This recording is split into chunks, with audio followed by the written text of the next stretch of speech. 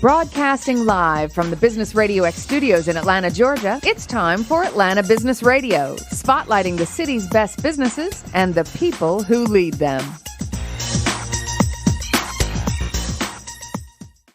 Lee Cantor here with Stone Payton, another episode of Atlanta Business Radio. And Stone, this is going to be a fun one. Hey, this is going to be a lot of fun, man. We have got a studio full this morning. First up on Atlanta Business Radio, please join me in welcoming to the broadcast Vice President with FINSYNC, Mr. Eddie Davis. Good morning, sir. Good morning. Awesome to be here. Well, before we get too far into things, Eddie, can you share a little bit about FINSYNC? How are you serving folks? Absolutely. So FinSync is an advocate for small businesses. We're based here in Atlanta, and it's really three pillars of support. We are a software development company. We produce our own software, back office financial software that competes with QuickBooks. And then in addition to that, we have a vetted network of service providers, bookkeepers, accountants, strategists, those types of folks. And then the last pillar is business financing. So a small business can apply through our software and get matched up to lenders that are appropriate to their risk profile. So now how does it work? How does somebody get into your ecosystem? Like, what's typically the path? Various paths. They could start off by applying for a business loan. So if they're in need of oh, really? So from financing standpoint, you can say, oh, one of my choices is FinSync. Absolutely. So you could go and fill out it's about a 4-minute application online. Mm-hmm. That does not cost anything to do that. And then that application will get matched up to our network of lenders that have different folks that are in the network serving different sort of risk profiles. So all the way up from startup all the way up through a very mature business. Now, so it could be it's a variety. It's not like I have an e-commerce business, so that you have lenders for that, or I have a manufacturing business and I have lenders for that, because it's different needs for different folks.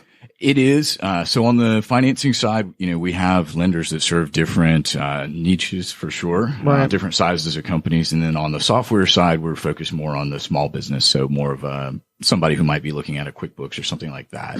So that business could be any size. That could be a micro business just starting out all the way into a more micro to, let's say, growing enterprise. So we're not going to be a good fit for somebody who might be looking at something like an Oracle or an SAP. Right. So now, what is that by revenue about? What's the range? So we don't really think about it so much by revenue, but as by headcount. So payroll is part of the suite of services that we provide. So companies up to, let's say, 150 employees would be sort of the high end of companies that we're a good fit for. So what do lenders look for? Like if Lee and I, for the Business Radio X network, if we wanted to go borrow some money to expand the network, right? And we do want to expand the network. I don't know if it makes sense to borrow money to do it or not. What are they looking for to feel like, hey, this is a good outfit to lend money to? Are they looking at our credit, our personal credit? Are they looking at our revenue? Are they at our track record? What are they? What's got them saying, oh yeah, we'll lend these guys money? Like the clever name. Clever name's a great start. Absolutely. You probably get 20 extra points for that. For a smaller business, they're going to look at your cash flow. So how well you're managing your cash flow. So that means money coming in and out of the business. They might look at things like, have you overdrafted your account recently? Mm-hmm. If that's happening, that may be an indication that the owners are not quite, keeping an eye on the books as closely as they should be. Mm-hmm. Revenue, of course, are you a going concern? And then, of course, what do you want to do with the money? So do you want to grow the business? What purpose will that money serve? Well, I just went to the boat show, right. And there's exactly, yeah. Is that, are some of your clients the ones that are kind of those, they have a business, but it kind of bleeds into their lifestyle? Like, because some small business people, especially in some people do that. I don't know any personally, but right, where they don't have maybe clean books, where the business pile of money is over here and my life is over here, because they kind of meld together. So lenders are going to be looking for, proper bookkeeping and that sort of thing. It doesn't mean that they're not going to be interested in somebody who's got a lifestyle business. An owner-operator is, can have a fantastic business, and those can get quite large. So that's not a problem in and of itself. But a history of understanding what's going on with the business and, managing it.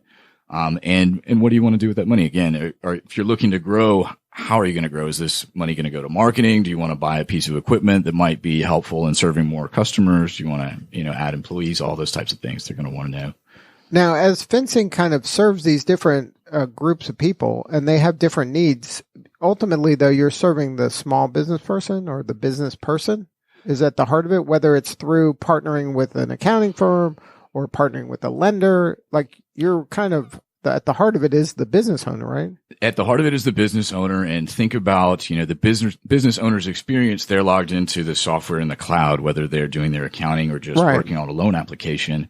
But those other parties that want to help them out, so that could be the lender, that could be accountants and bookkeepers, they're logged in and they get access to the same set of books in real time.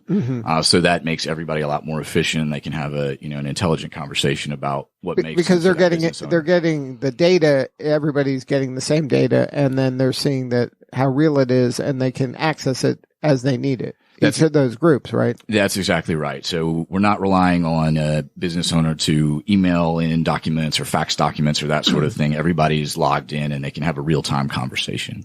So now how did the business start? Was it always kind of this three-tiered groups, or did it start with one of the group and kind of organically expand to the other groups? Yeah, that's a great question. So our founder started FinSync in 2011 here in Atlanta and came into the business out of a history of small business lending. He's a gentleman named Tucker Mathis, who's our CEO today. And we started on the software side. So we spent years developing software before we went live with that piece. So software to say, okay, we're going to compete with QuickBooks, like that was the thinking? Absolutely to compete with QuickBooks, but it's not really about competing with QuickBooks. The overarching theme of those three things is businesses can benefit from better cash flow management, right? So QuickBooks is an accounting software. They rely on third-party apps for payroll and payments and different things like that. Our system is a consolidated system. So when you have that, what it does for that business is it gives them that visibility in an automated way, in an efficient way, without somebody, let's say, chasing down numbers and putting them into Excel, to look at where that business is going. And we are really well positioned to do that because we have the invoicing data, the payments data, bill pay data, and then that payroll data. So we know a lot of the future transactions of a business already, and we make it super easy. We just put them in a graphical format that business can look at any time. And then the business owner, this is easier for them to deal with than a QuickBooks? It is. It syncs with the bank and credit card systems. It's pulling in those transactions. And then typically somebody who's using a QuickBooks online, they're also going to be having, in addition to that, anywhere from 2 to 6 add-on applications.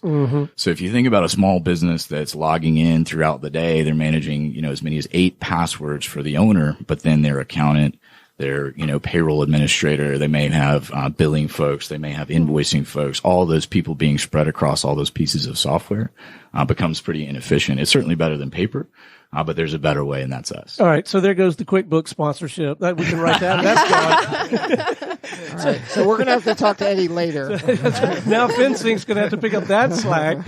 So when should a small business start at least entertaining the idea of getting organized with payroll, like having a payroll service or because so many people use kind of third-party resources to do a lot of the work. It's not, like back in the day, you would hire somebody, you'd get part-timers, but now, there's virtual people doing all kinds of stuff. In terms of payroll, I think outsourcing it probably from the beginning makes a lot of sense. Learning the nuance of managing payroll internally in a small business for a firm that might have, 1 to 3 senior leaders, probably isn't an efficient way to, use time. So I would think, as soon as there are W-2 employees, then it would make sense to outsource that to a software company that probably has that services piece on top of it. So I would say very early. So even if you've got 1 or 2 W-2, that kind of service can be scaled down and scaled up. So it makes sense even with just a few W-2 employees is what I'm hearing you say. Yeah, absolutely. The cost is negligible. So, in our system, having 2 employees might cost a business an extra $20 a month to offload all of that processing and paperwork. So the return on time is pretty impressive. And how much time would it cost me and you to try to figure out all that stuff? And then we do it wrong and pay penalties, right? So now, when you're working with your clients, the business owner, like you said, a lot of times comes in initially through some sort of a lending challenge, or they need lending and they need funding. What if they just are an ongoing business and they're, frustrated with QuickBooks, or they want a different solution and they come in through that kind of portal? Like, so then now they're coming, I just want a better solution for keeping track of stuff. How does that work? Yeah, absolutely. That's a great way to start as well. And that's a lot of folks that are looking for something different, maybe something that's more intuitive. Maybe they're looking for, to go from 4 to 7 applications to 1.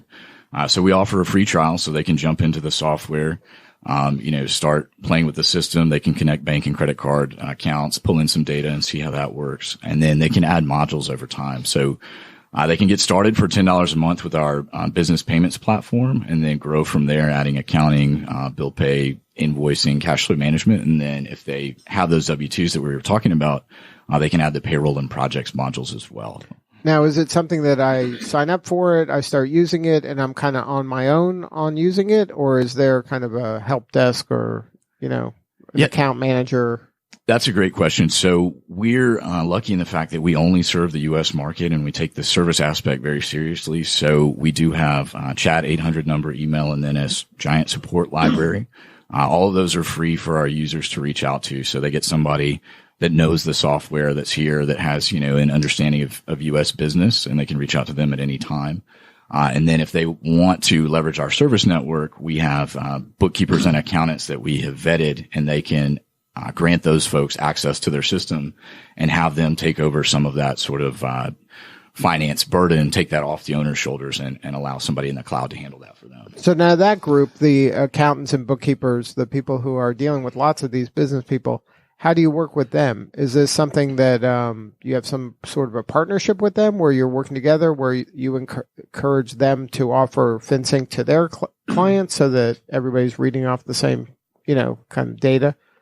Like, how does that work? Yeah, absolutely. So the folks that we're making recommendations to, they're asked, do they have that FinSync experience? So if somebody comes to us and is seeking a bookkeeper and they're in the FinSync cloud already, then we're going to match them to somebody who has that experience. Right. Because they know how to use it and get the most out of it. Absolutely. That's what it's all about, right? That efficiency. So, they go through a vetting process. They're interviewed. We talk about skills. We also talk about, the types of businesses that accountants and bookkeepers like to work with. They have different, some folks really like to work with restaurants, for example, or some folks like to work with, a marketing agency, or they have their specialization. So we, think about those things as well. And then, so you have these people all over the country? All over the country. Yeah. All over the country, but not all over the world. We're 100% United States facing. And then do you have CPAs out in the marketing place? And I may be using the wrong title, but people who do that, that kind of business planning, do you have people like that out in the world where I might be talking to my CPA and that person may recommend, hey, Stone, I see on your business side of things, you really got to get some things buttoned down. You ought to seriously think about FinSync. Have you got like that group of people out there too? Or are you developing, like evangelizing? Yeah, absolutely. So in the accountant and bookkeeper channel, and then where we're growing, especially right now, is banks and credit unions are starting to recommend FinSync as well. Wow, nice. Yeah, it makes a ton of sense for them to be helpful to their small businesses, managing cash flow. Right, that's the biggest reason that small businesses fail. So there's a lot of interest there as well. And then they're also lending. So they check that box as well. So they get some benefit there as well, right? If they have a loan application and the books are in order, that's hugely beneficial there as well. So now what do you need more of as you grow? What do you need? Do you need more kind of these third-party evangelists? Do you need more of the business owner kind of tapping into this, more awareness of the brand? Yeah, I'd say, we're in a space with some competitors that have been around for a long time. Yeah, a minute or two. Yeah. Yeah. QuickBooks and ADP have been around for a long time. They have stadiums. That's correct. I don't know how your stadium plan is going. Absolutely. So yeah, I'd say awareness. But I think there's, a lot of folks that have had the thought there must be a better way, and they're coming across us and figuring that out. So like exciting. In a sense or two, like, why is FinSync the better way? Is it because of the simplicity and the intuitiveness? Like, what's the thing that really separates you for the business owner that's going to, because remember, this is a big shift. They've heard of the other brand. Yep. For a long time. Yep. And to make that we don't say on air anymore. Exactly. Now that FinSync is our go-to, right? We'll say Voldemort. Yeah. There you go. Perfect. But, so like why, somebody's going to make this decision and put their neck on the line because this is kind of a challenger brand in a lot of respects. Yeah, absolutely. So, I think that we've, probably seen in all kinds of business tracks that the incumbent maybe slows down and doesn't innovate in a way that they maybe should, maybe that the market wants them to. But It's all about cash flow management, right? That is, statistically the biggest reason small businesses fail. And we are uniquely positioned to handle that piece better than others because we are the payments engine, we are the accounting engine, we are the payroll engine, and we automate all that stuff that a small business probably doesn't have time to do. Maybe they would pay somebody to do that type of analysis later in Excel.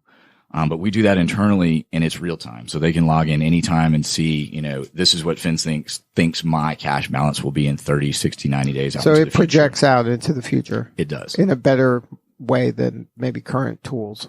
Absolutely. It projects out in an automated way. Anybody else who's getting that sort of analysis probably is doing that in Excel, and they would have to be doing that constantly to maintain that type of visibility. And then how quickly, if somebody switches, are they going to kind of see a benefit and get through that learning curve? They can start to leverage the efficiencies around payments within, the first 24 hours of being, turned on in the system.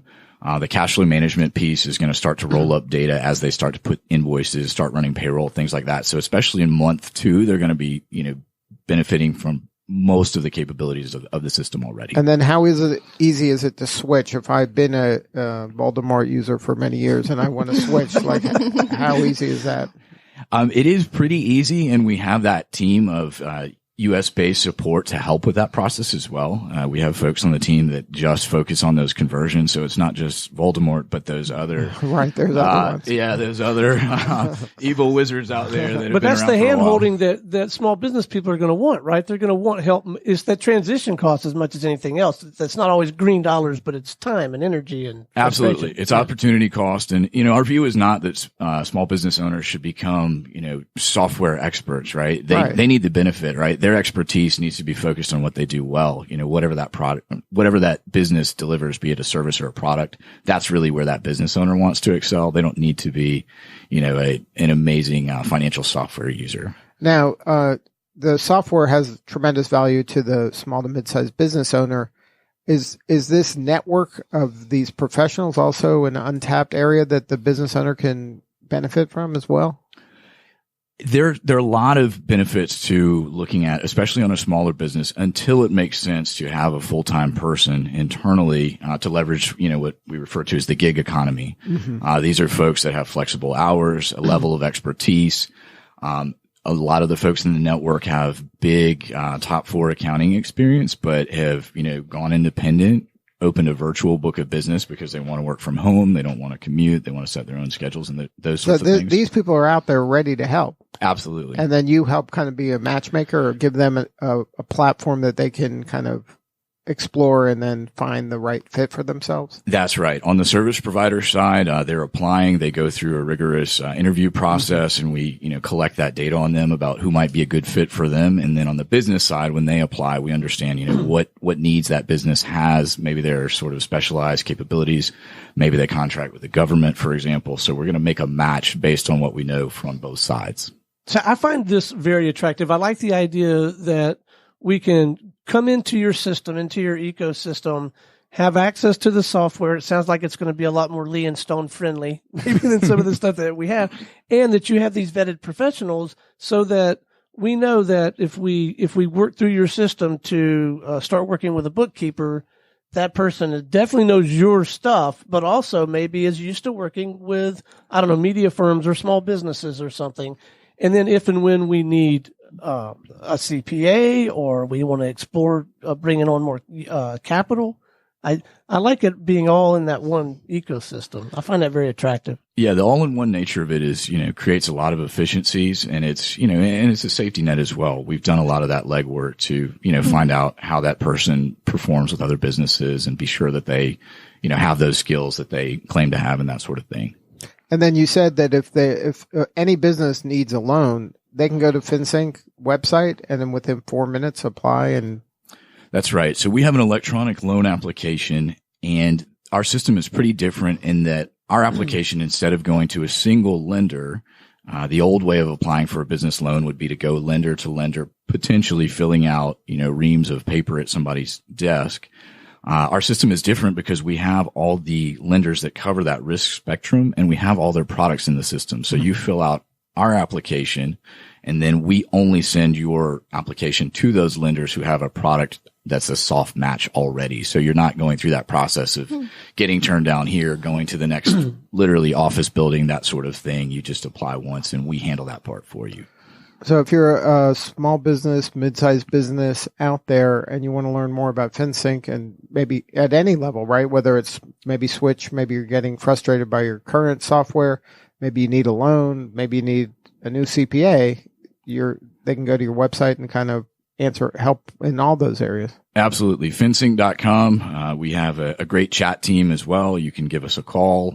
You can jump on a 7-day free trial, schedule a demo. So we have lots of ways to get to know us, but it all starts at FinSync.com. And that's FINSYNC.com. That's correct. Good stuff. Well, thank you so much for sharing your story, man. Absolutely. Thanks for having me. All right, stay with us. We're going to visit with a few more guests, okay? Fantastic.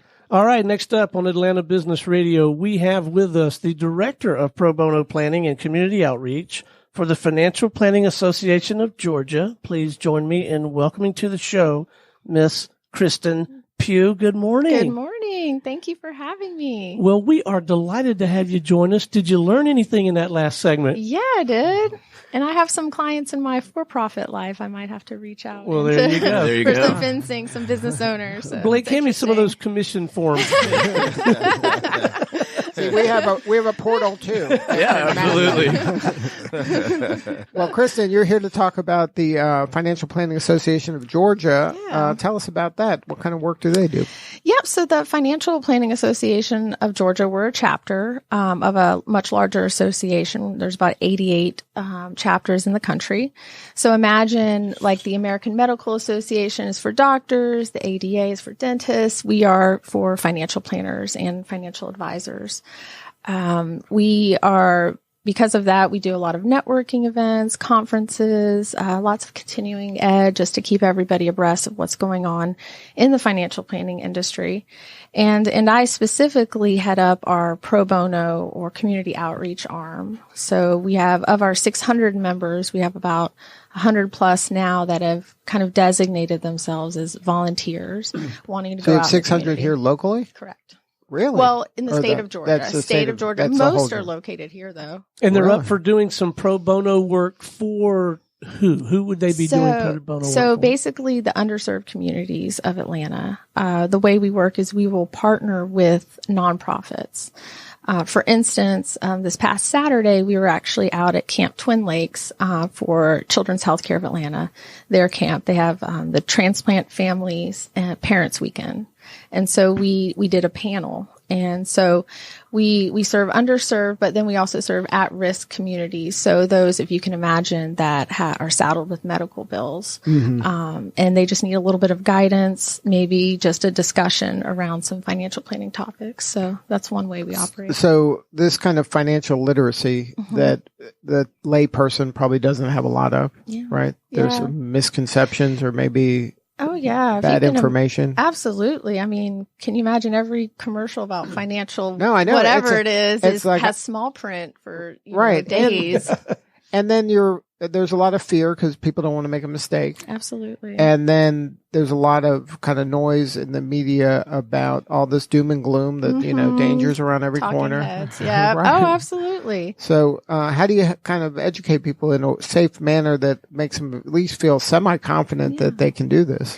Absolutely. I think, this, and, we've grown the organization, but we found that really that individual attention from the planners really kind of hits at home. We do these workshops, but we take time to address everybody's questions and to talk to them specifically, also make them feel comfortable asking these questions and discussing it, and also bringing in our own experiences, because it is scary to talk about it. And, no matter what question you have, you think that you're the only one that's asking Right. that Like this question. is only affecting me. Yeah, this is only, Right. I'm the only one going through this. I can't ask that. So we create a good environment to do that, and we train on that. So we want to make sure that everybody can feel that they're being addressed. So is there a top 3, top 5 kind of topics that people Yeah. kind of ask about the most? I would say our organizations reach out to us mostly about credit. Credit, like to understanding credit. understand their credit score or how that impacts It's them. understanding the score. It's rebuilding credit. It's understanding, how do I use credit? And sometimes we get to that point where we don't even know that it is something you can use. It's a tool. It's, utilized. Right. That I would say next is budgeting, just getting back to the basics, spending and So what percentage saving. of people budget, you think? Oh gosh, low percent. And I'm under 20%? Yes. Under 20. Oh yeah. So people they just kind of wing it every day? I would say, I don't know if they wing it, but at least I would say that, so you've probably heard that statistic that there's, very little savings. Every person in I think they said something like less than $1,000 saved for retirement or something like that. Ouch. Have you heard that? That speaks directly to budgeting. Because if you're budgeting, then you are setting aside a certain amount or percentage for savings. So now somebody like you that's in this world, you probably grew up, or at least at some point in your career or life, you said, you know what, I got to keep track of this stuff and I'm going to take some steps and I'm going to. Yeah. Right. Well, So is that kind of, you think, a personality type, or do you think that people don't kind of follow these, which seems kind of semi-intuitive things, just because they're not aware of it, or there's a scarcity of revenue, so they don't think that they have enough money to save and budget? That's a good question. I think it's a combination. Statistics show that those that grew up, and I don't know if you've ever read The Millionaire Next Door, but if you ever come across people that were taught to save, they will beget children that will also save, and so on. So it ends up being this, so it can be effect. taught and role modeled. It can be role modeled, and that's, where you learn. But if the people you're hanging out with, if that's not a priority for them, and you grow up in that environment, right, then you don't ever see it. Exactly. Right? So to see it is huge. To see it in action, right. To see it, just in a positive aspect. To see it in a positive aspect is huge when you're growing up. And then the personality, if you're someone that is adaptable, someone that can learn to, do that, then you will. And I mean, sometimes people are pressure prompted. They might not, start saving until they hit what you would call, I'm doing air quotes like you can see me, rock bottom, where they have to save, or they have to, declare bankruptcy. But, we don't want people to get to that point. We just want them to have the information and make those decisions. And that's a lot of your work, is to go out to these organizations where there are people that are open to learning. Correct. And then give them some information and maybe some baby steps they can take to kind of get on the right path. Correct. And we also, another part of what we do is not just the group learning, but those organizations that partner with us, they do have access to our planners, meaning those individual members can shoot us an email and we match them up with a volunteer planner for a short-term engagement, usually less than 6 months. And then they can kind of get their financial path in order. They can set goals.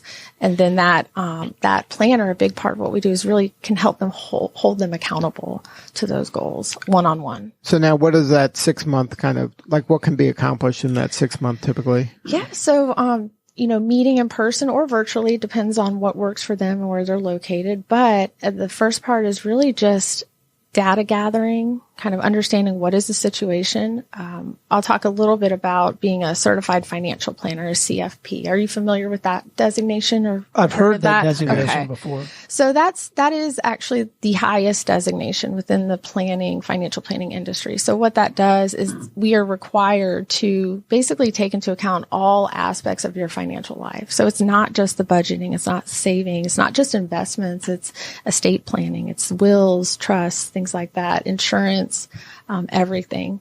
So you meet with someone, and part of the CFP, what we've learned is you just have to first look at all of the information that's there. And then you meet and establish goals. And it's not my goal, it's their goal. So really just talking about what do you want to accomplish? All right, so you got to know all this number stuff, but you also got to know how to deal with people. Yeah. Because what you're describing, you could be a person, I think, could be very technically competent with all of this, financial literacy, all that. And then they may not be all that great with people. You got to do what you do for a living and to help this organization. You got to be good at both, right? Yes, absolutely.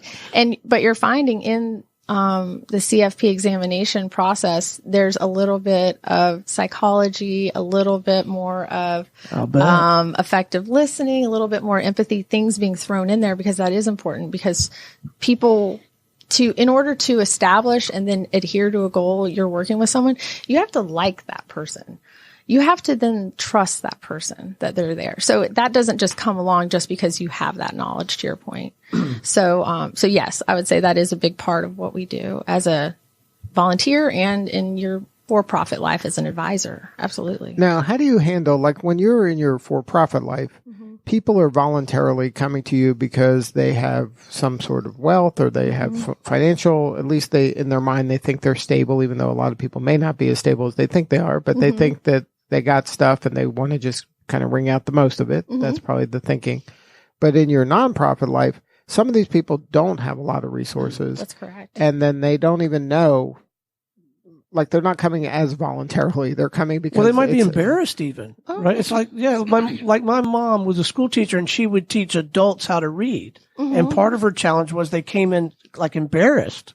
So that could happen in this situation, right? Yeah, no, that's a big part. There is a level of, I hate to say, like shame, feeling like I could have done more.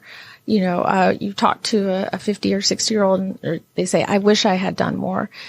You know what? Forget about that. We're working today and for the future. Don't worry about that. We're here, and let's make some changes now, starting now.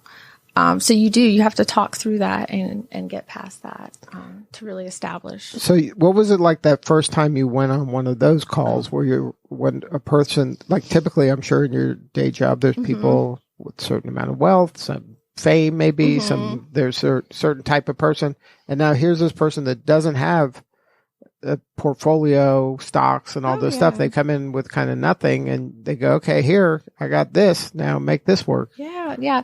Actually, it's a very similar feeling, because as a financial advisor or planner, or someone who's working in a service industry, you always think, "I just don't know everything. Like I'm never going to know everything. What if they ask me this?" That doesn't change no matter the wealth. Exactly. It doesn't. It absolutely does not change. But I can always go in and say, if I don't know, I can find out for you. But they come in with say, okay, I have $1,000. I make $2,000 a month. So now create a financial plan for me that's going to work. And then you start kind of laying out, well, how much is your rent? How much is these things? Exactly. And then their amount of leeway is smaller. It's smaller, but dollars are dollars and they'll add up. So we then just need to set goals and you can help them create some early wins, I would think, right? Absolutely. That would be important, I would think. What are some of the places you do to try to create those early wins? Like where are some areas that maybe a person that doesn't think they have a lot of wealth can maybe make an impact? Well, really cutting the expenses. And it's not just, I eat out too much. I mean, that's actually the biggest expense we come across is that people, instead of making food at home, they'll eat out, and that adds up. Right. And that's across the board. But really just, calling your insurance provider, whether it's Progressive or Geico, start there. You can probably negotiate a lower premium if you've been with them for a certain amount of time, and perhaps your credit's gone up in that amount of time. I don't know if you noticed, but your rates do tend to go up every year, and that's a Georgia or state regulated piece. So you can start there. Some things can be negotiated that you might not be aware of. Exactly. Same thing with credit card interest rates. You can also, bundle your insurance, of course, that'll make it a little bit cheaper. You can also increase your deductibles.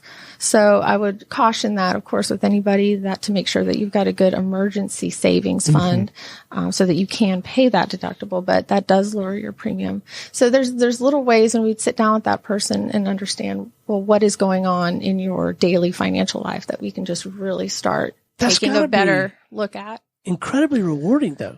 And it's not the dollar amount though, but if you start working with a person and you start to see them make some progress, that's got to be incredibly rewarding. It is. Do that. It's incredibly rewarding when they realize how great they've done with it, and that's the big thing. Is it's little victories. So we might say, hey, you need to save 3 to 6 months of fixed expenses for your emergency fund. That might look like $10,000. That's a lot of money. So why don't we start small? Let's do 500. all right, you got to 500. Oh, great. You know, we just want to keep the momentum. Yeah, keep the momentum. And then that power of compounding. You got to get that working for you, right? The power of compounding. Yeah. So once that emergency, then let's talk investing. Right. You got to get that working for you. Get rid of some of that debt and some of that interest, right? Exactly. But just chip it away a little bit and helping them see the progress they're making. Exactly. And you always want to talk about too, how best will they do this? So for instance, you know, we know that there's different types of learners. There's visual learners, auditory, people that are more tactile, but you know, there's different types of savers too. I'm one of those set it and forget it people. I love the Acorns app because I don't know if you're familiar with you're shaking your yep. I've heard of it, yeah. So the idea is that it just pulls off, it rounds up your spending and you can set it for a credit card or a debit card and then it just puts it away. You don't even see it. And I love that aspect. I'm not one where I can put cash in an envelope and put it under my mattress.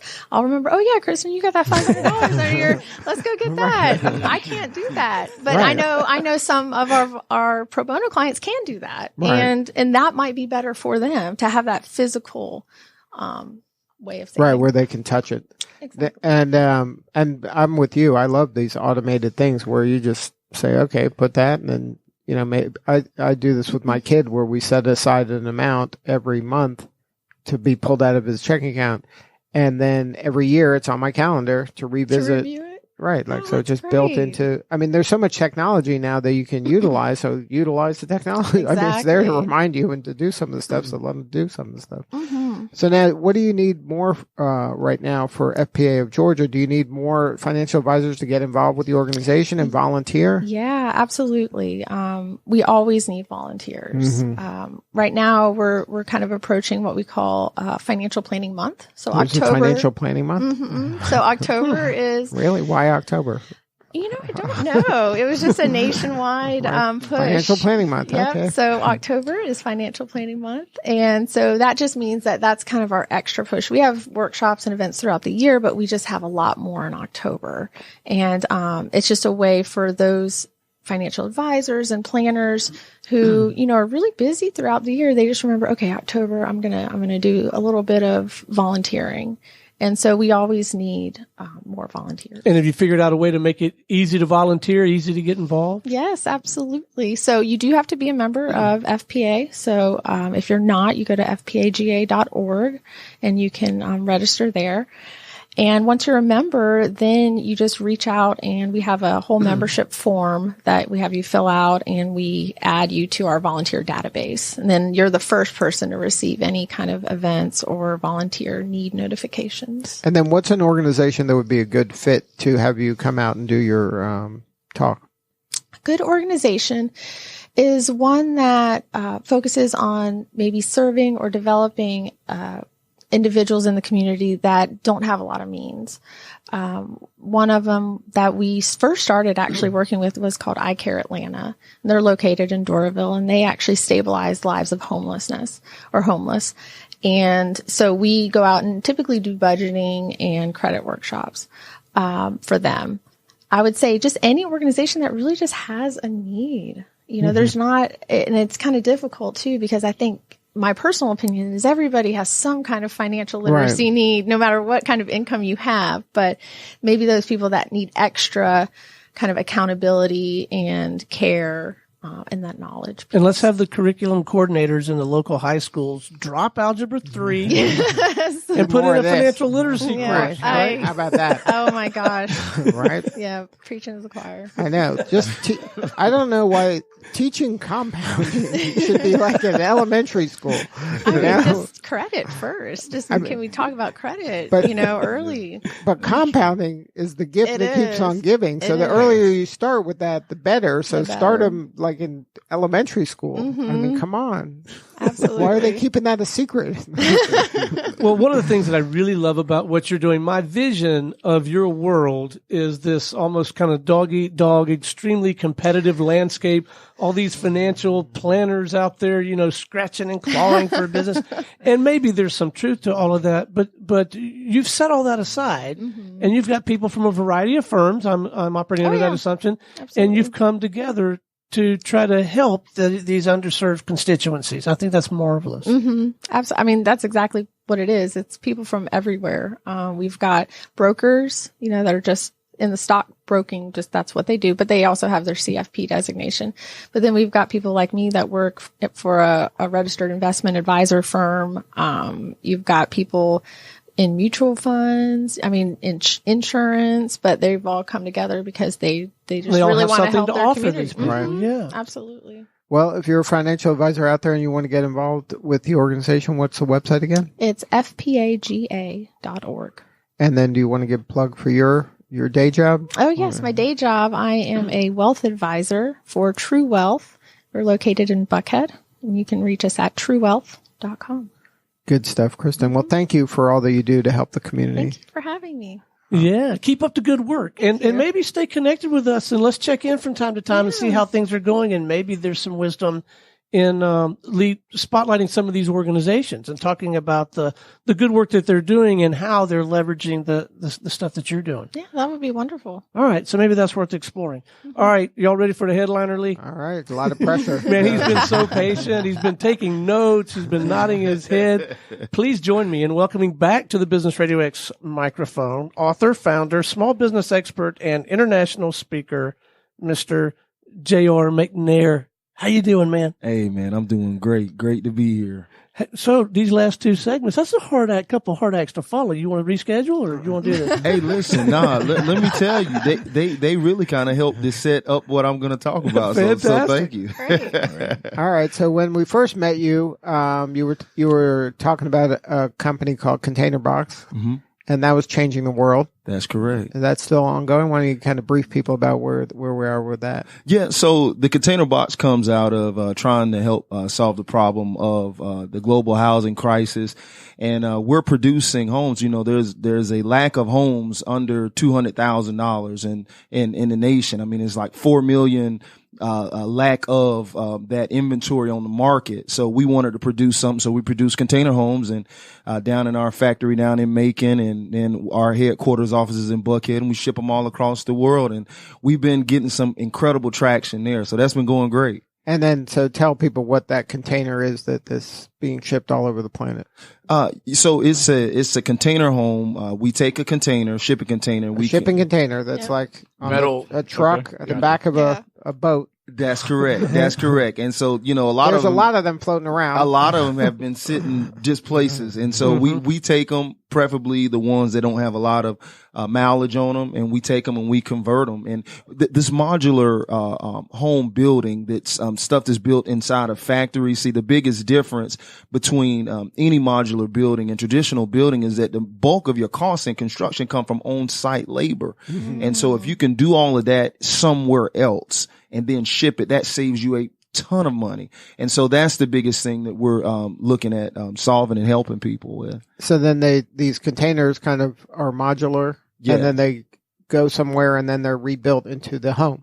Well, yeah. So we take them there. We build everything out. We put the plumbing, drywall, electrical, everything on site. The only thing that we don't put on site is the roof, and it's just there. It's just it takes really less than half a day to put that on, and you can be ready to roll in less than a week with a new home. And then who are you partnering with? Who buys the homes and who puts the homes, gets the land to put the home and all that? Well, that's typically business owners. Investors. We first thought this was going to be big for just people that were looking, millennials, maybe to get a home. Like these mini home kind of people that are looking for the smaller footprint. Yeah, we looked at that. What we end up seeing is the bulk of the people who were interested in these were investors, developers wanting to build huge like neighborhoods of these container box. Yes, and cities that say, "Hey, we don't have affordable. We don't have any housing. We have a problem."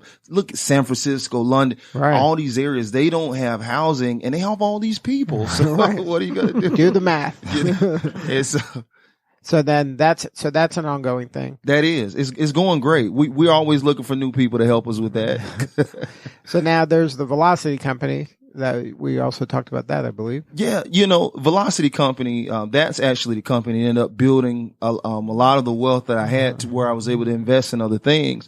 one of the things we saw, of course, Forbes said that by 2020, 50% of the U.S. population would be entrepreneurs, either in a part-time or full-time capacity. I mean, we talking about 4 months now. We're in 2020. And so you mean to tell me 1 out of 2 people are going to be working for themselves? So we saw this back in 2002, back when it wasn't a sexy thing to be an entrepreneur, you know, for Shark Tank and all of this, everybody's working corporate. They were saying, "Oh, you're an entrepreneur." Like, what you're saying is you don't got a job, right? That's French for unemployed. Exactly.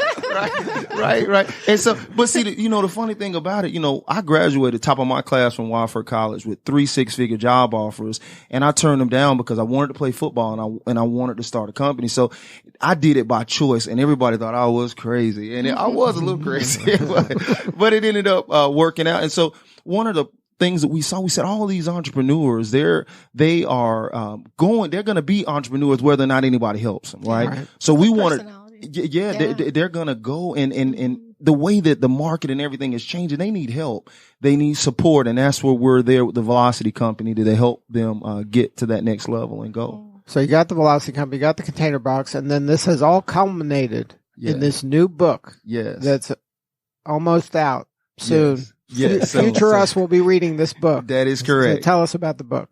Yeah, well, I'll back up. We started our company in 2002, and so we've helped over 6,400 companies. Back in 2013, I didn't know what a startup was. I thought that all businesses that started were a startup, right? So they just startups, right?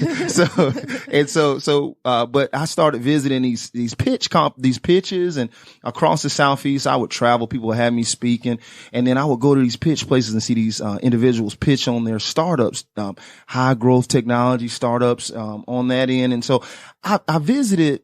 What inspired me to just want to write this book, I visited a pitch competition or a pitch place somewhere in the Southeast. This was a couple months ago. I won't mention where it was, but I was visiting there, and there was a guy. He came up, and he was like, and he was just in this from a ex NFL person, and he gets up and he speaks about, oh yeah, this is what I've done in the NFL. And I mean, he just goes on talking about himself for about 5 or 10 minutes. And then I'm so excited. I'm like, man, what is, can't wait to hear it. I'm excited. I'm sitting here like, he got me, man. So he has us here, and he goes and talks about all these different things. And then he gets down, he says, we're going to transform sports industry and this stuff. And I'm like, oh man. And I'm saying, so you get to it, I need the punchline. And so he gets down and he says, with sports camps. And I was like, sports camp. I'm not saying that that's not a problem, but I don't think you hear people screaming from the top of rooftops, sports camps, saying that sports camps are something that's a big problem. Right. And as he continues to go down, I'm like, okay, I'm thinking this guy's going to be talking about dehydration amongst athletes, how to solve the head injuries amongst football players. Things with an impact. I played professional football overseas after college. So let me tell you, those are some problems. Right. Okay. I still have injuries when wake up in the morning feeling on a rainy day, but and so he started going on and talking about these things. And then he was like, yeah. And so we have this, thing that we're doing in sports camps, and then they just throw technology on it. Right. So it's an app. And then now it's so problem big. solved. Problem solved. Right. And it's like, seriously. And that's where it began. But then he started going in and didn't even understand his numbers. I was looking on his sheet there, and when he had up there, they just thought that didn't really think through what they were doing, and just thought just because they threw technology on it that it made it something that was important and something that people needed to throw money at and get involved with. And it started there, but it didn't end there. The next person that came up was talking about something in lawn care. And so I used to own 2 huge landscaping companies, and they started talking about how they were going to solve the problems of putting technology in the hands of these lawn care workers and helping. And you had already done it, so you've lived it, so you kind of had a different perspective. I was sitting back there just like in my chair, just like, oh my goodness. And you're going, have they ever talked to somebody in lawn care? Yeah. Or is this, they had an idea in a whiteboard somewhere and they said, this would solve their problem? I sit back and I'm thinking, who sits there all day long coming up with these ideas, and this they don't. I said, well, they said we're going to put this technology in the hands of these lawn care people, and then they're going to do this. I said, first off, if you ever been on a truck, get off, and you get off, and you're like, oh yeah, I'm going to go in my ass. That's not how it's going to be. That's not going to happen. And then not only that, but the elephant in the room was that they didn't even understand their largest competitor that was in the industry. And I was like, hey, did you not know about, they were saying, oh, we're going to connect these, lawn care professionals with homeowners. I said, well, how about Home Advisor? Don't they do that already? And aren't they really, really big? I mean, and then they didn't really even understand it. These were certain things that I was seeing. It wasn't just there. This is everywhere. When I see these companies and I go, and all of these organizations are so excited about giving people opportunities to start companies, but they don't really look and see, is this something that you really need to start? Right. Is this something you might almost be creating more of a problem than you are a solution? You look at companies like Facebook, they really started not solving a problem. You look at it, when you look at it and you say, hey, they came saying, oh, we're going to post this. Now, I believe they solve a huge problem now. The problem that they solve, though, is they help businesses connect with potential customers through their ads. They have one of the best platforms out there. But that didn't come until later. Okay. When they had a lot of smart people and a lot of money to throw at something to where they're able to figure out what problems really existed. Right.